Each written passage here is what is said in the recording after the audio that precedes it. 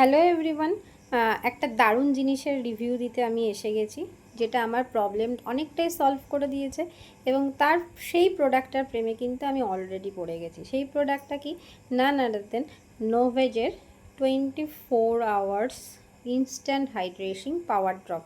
এটা কিভাবে ইউজ করতে হয় অবশ্যই বলবো, আর কেন এই প্রোডাক্টটা আমায় অনেক সলিউশন দিয়েছে সেটাও জানাবো। ফার্স্ট অফ অল আমি আমার মুখটাকে ভালো করে ফেস ওয়াশ দিয়ে ক্লিন করে নিয়েছি, দেন আমি একটুখানি সিরাম লাগিয়ে দেবো। আমি এখানে যেটা ব্যবহার করছি সেটা হচ্ছে নোভেজের ব্রাইট ইন্টেন্সের সিরামটা। তো সিরামটাকে আমি একটু হালকা হাতে আমি স্কিনের সাথে রাফ করে নিলাম।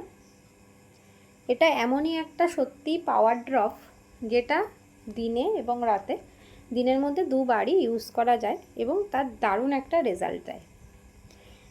সেটা হচ্ছে আমাদের স্কিনের অনেক জায়গায় ব্ল্যাক স্প্যাচ থাকে, যেটা কোনোভাবেই রিমুভ করা যায় না। মেকআপ করলেও, কনসিলার লাগালেও সেটা কিন্তু মেকআপের উপর থেকে অনেক সময় উঠে যায়। হয়তো দেখে বোঝা যাচ্ছে যে আমার এই জায়গাটা ছিল, যেটা এখনও বোঝা যাচ্ছে, বাট এটা কিন্তু এখন যতটা লাইট হয়েছে ততটাই ডার্ক ছিল এবং আমার নিজেরই একটা কেমন অস্বস্তি লাগতো। বহু জিনিস ইউজ করেছি বাট কিছুই হয়নি। তারপরে যখন আমি নোভেজ প্লাসের এই পাওয়ার ড্রপটা ইউজ করলাম, এটা জাস্ট ম্যাজিকের মতো আমার একটা রেজাল্ট দিল।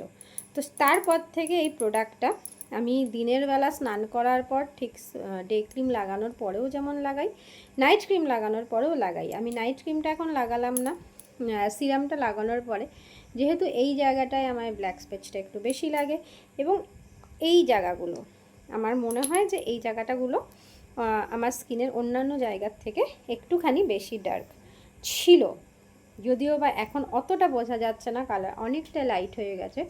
তো এই দুটো জায়গাতেই আমি জাস্ট এরকম লাগিয়ে হালকা হাতে একটুখানি রাফ করি।